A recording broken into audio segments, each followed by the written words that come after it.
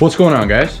So I've recently had quite a few posts and a lot of questions about what is actually in white rice here. So I'm going to try and put a video together. Now I've actually, believe it or not, I've tried to do this probably 7 or 8 times, and then every time I go in to edit the video, I realize I forgot something. So I made a cheat sheet on my phone. So I'm going to be looking at my phone quite a bit while I read this, but I'm trying not to forget anything that's in the car, just to make sure that I get you guys all the information I can. So let's get into this here. The motor is stock, no balance shafts. Now when I say stock, I mean stock rods, pistons, valves, and all that other stuff. Not stock in the engine is ARP head studs, ARP rod bolts. We deleted the balance shaft assembly. We have a 2-liter exhaust camshaft that did a little bit of porting on the exhaust side. And then other than that though, the rest of it's stock. It's stock valve, stock springs, stock intake cam, stock rod, stock piston, stock crank, Mopar bearings and rings, Mopar oil pump. Now with the 2-liter exhaust cam, I do have cam gears on it, so we're using Modern Performance cam gears. It's just a Gates Black timing belt set right from Amazon, nothing special. And then for the ignition, we have NGK 4306 copper core plugs, along with some aftermarket plug wires. I don't know what they are, if they're super cores. I don't think they're MSDs because they're not labeled as MSD, but they could be, I guess. I could be wrong. And then just an off-the-shelf part store coil. I don't even know what it is. I get a bunch of them in part outs, and I threw it on the car, and it's been working ever since, so I never changed it. There's a coil heat shield on here. I couldn't tell you whose it is. It's there. I had it powder coated black. Stock intake manifold that's got some porting at the throttle body. We're using a Modern Performance 62mm throttle body. No AC, no power steering. They are deleted. Now, being that we're talking about no AC and power steering, I'm going to get into a little bit of the chassis stuff here. So I'm going to cut in a little bit. So with the AC and power steering being deleted, we're using a DCR engine to body mount, the DCR billet support mount, and I'm using a full throttle performance K-frame mount. And then we're backing all that stuff up with an AGP trans mount. So that's all the motor mounts and everything. Modern Performance catch can. So the turbo is a Turbo Bay Stage 4 SS. We are still internally gated. I am using the AGP wastegate actuator. We're using an aftermarket stock style manifold that's been modified, so it has a 3-inch elbow, and then we're just dropping that down to a 3-inch O2 and downpipe that dumps pretty much right at the shifter. With that, we're using a CX Racing intake pipe with an AEM air filter, just an off-the-shelf guy straight from Amazon. And then for the intercooler setup, it's just a stock hot side pipe, and then we have a stainless hot side to intercooler pipe, which is that elbow that normally sits underneath the air compressor. And then that goes into a CX Racing intercooler that I have modified to work with stock style pipe. And then the cold side of the piping is just a, I don't remember what brand it is, but it's a tile up pipe. All of my boost lines have been modified to use a push to connect hose, so we don't have any more barbs, no zip ties. Eliminate as many of those as we possibly can. Getting into the fuel system. So we're using a 2-gallon preemptive fuel cell, which is in front of the passenger tire. We're feeding that to an AEM 400 inline fuel pump, and then that goes through to an air motive regulator. We're using the factory 03 fuel rail with FIC 1100cc injectors. Feed this thing some pump E85. We're only using an 03 fuel rail so I can log fuel pressure, so I have a fuel pressure sensor hanging off the end of that guy. The transmission is it's a billet input shaft, straight cut first second. I can't remember if it's KW or Frana. Next time I get it out, I'll have to look at the input shaft and see if it's got the bottleneck or not. I can't remember. It's been in there. It works. We rock with it. It also has DCR carbon synchro liners, P-Works third gear dual snap ring, AGP billet selector. We're using aluminum shifter cable bushings as well as shifter base bushings. It has a PT-GT shifter that's been modified to use with a neon. And then we have a OEM master and slave with a braided clutch line. Even with my cheat sheet, I let myself down. I did forget that we're using an SKF OEM replacement throwout bearing along with a Wicked throwout fork. Now the Wicked fork is all I use. If I do customer work for somebody or any of the cars that I actually own, they all have a Wicked fork in them. Rob's forks are definitely the best bang for the buck. You can't beat them for the quality and price. And then we're using ACT 6-puck heavy duty clutch. So it's just the HDG6.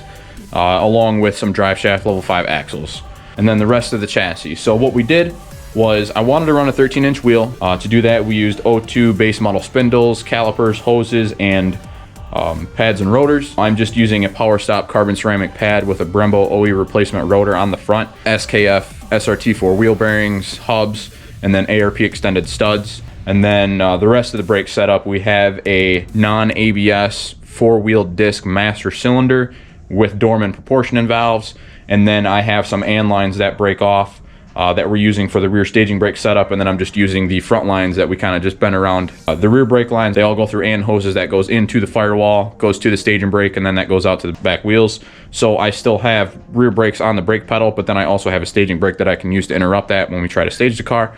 So that helps out with preloading the chassis and everything before we leave. We are also using a depowered OEM rack that Tom Massel did for me. What he does is he takes it apart, takes the seals out, welds the shaft, so you get rid of that couple degrees of play that you would have before it actually grabs. So the steering is a lot tighter, way more responsive. And in addition to this, to the depowered rack, with the steering being more responsive and tighter, we're also using full throttle performance fender braces. And then we're using b.a.r coilovers with an 8K front spring and a 10K rear spring. For like bushings and control arms and stuff, we're just using OEM control arms with real tuned solid aluminum bushings. And then in the rear, we are using tubular MRX control arms. And this is a guy down in Detroit. He had a shop. He's no longer around. Ended up coming across the parts a couple years ago. We had them powder coated, put them on the car. They work very well. And then we're just using the factory OE rear tension struts, because I do still street tune the car, so I want to be able to use a road tire. I do have Tuner Geek's tubular rear tension arms. I just haven't put them on yet because you can only use skinnies with those. So it doesn't have a front sway bar now. The rear sway bar is still in it, but I'm probably going to get rid of it just to get some more weight out of the car. So we're using an energy adapter with a Keys Racing steering wheel and energy quick connect.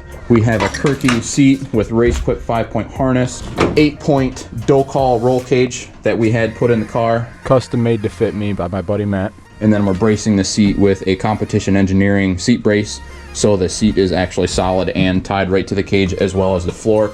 So to put the seat in, we're also had a Sheldon machine seat mount brackets made. Pretty much covers all the safety stuff. So now we can get into the rest and miscellaneous things that we have in the car. So all 4 doors have been trimmed.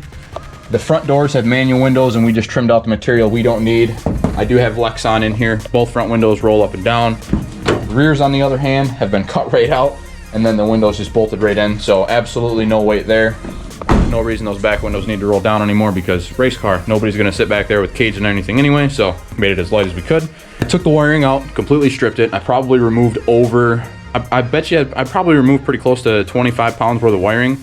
I don't know what I put back in for the gauges and stuff like that. I've only weighed what I removed. So we took the factory harness out. There's not a single wire that goes from the A-pillar to the back of the car. I will have to fix that because I'm gonna have to put a brake light on for running at night. So I'm just gonna run a single circuit back there so I can have one light turn on. That way when the key's on, we got a brake light, they know where we are on the racetrack. For gauges, I'm just using a tablet because I couldn't figure out what was going on with the cluster, why it wouldn't turn on.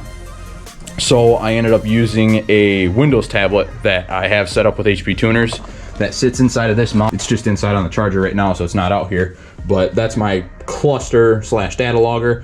And then we're using an MTXL wideband along with Pro Sport Premium oil pressure, boost pressure, and fuel pressure gauges. This one is tuned on HP tuners. It is a factory ECU.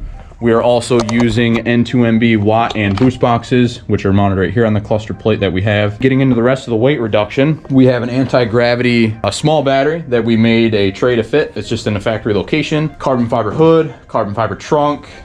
None of the metal on the chassis itself has actually been cut. Only what's in the doors. I didn't want to cut anything I couldn't replace or easily fix. So that being said, the chassis itself, I can always go back if I want. I guess I just have to cut the cage out and put everything back in, but I did leave myself that option if I did want to go back. So, but the car has absolutely no lights, no wipers, no heat.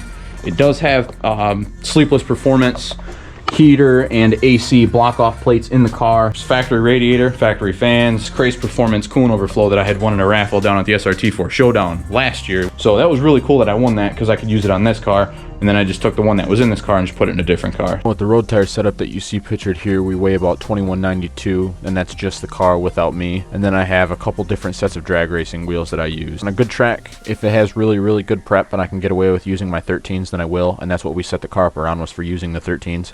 But I did find out that it likes to tire shake a lot at better tire pressure to actually be able to grab the track. In second gear, it likes to just shake itself right to death, and it flings the camera back all the time. So I also have a set of 15s that match the 13s that I have, so both pair of front wheels and the skinnies will match each other no matter what setup I have. The 15s are a 15x8 plus 20 offset wheel with MNH 24.5 by 8.5 slicks. The 13s are 13x9 0 offset wheel with Mickey Thompson ET drag 24.5 by 9-inch slicks. And the skinnies are a 15x3.5 with a plus 10 offset with M&H Racemaster 26 by 4-inch tires. And then when we put these race tires on the car, with either set we go with, we lose almost 50 pounds out of the car.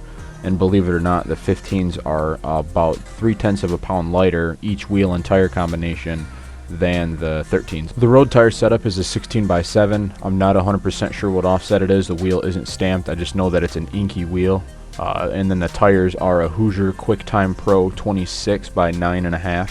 And then the back wheels in this picture here are inky 17 by 7s. I want to say the offset was like a plus 32. I can't remember. And they have some 225, 45, 17 Hankook Ventus tires. I did try to put it on the dyno and we couldn't figure out how to load it right, so I don't have a good power number to give you guys to have an idea what the car actually makes yet. If I had to guess, we're probably a little bit over 500 foot-pounds to the tires, somewhere between maybe 425 wheel horsepower. We'll find out when I get it on a good loaded dyno. So hopefully we'll have that information to you guys here before too long, because I do have a couple things we're gonna change. Like I got Crowler valve springs that I'm gonna put in over the winter. And then we'll get back to the dyno, we'll play with cam timing, play with the tune, and see if we can turn this thing up, make some more up top, and get back out and see what we could do. But it, as the car sits at 29 pounds, we trapped 134. The car has been a best of a 1071 at 131.7 miles an hour. I think it was 0.7. Car does weigh 2150-ish in race trim without me. Me and the car were about 2350. So, like I said, car is pretty light. Could be a lot of weight there that I could take out. Maybe eventually I will, just not yet. Just not a big priority right now. So that pretty much wraps everything up though, guys. So it's a pretty simple car relatively. I mean, there's a lot of parts been changed and a lot of time's been put into it, but if you have any questions, go ahead and leave them in the comment section below. Check out our Facebook, check out our Instagram, give us a sub if you haven't already. Follow our other pages, keep up with what we got going on here, and you guys have yourself a good one, stay safe, and we will see you at the track. Thanks.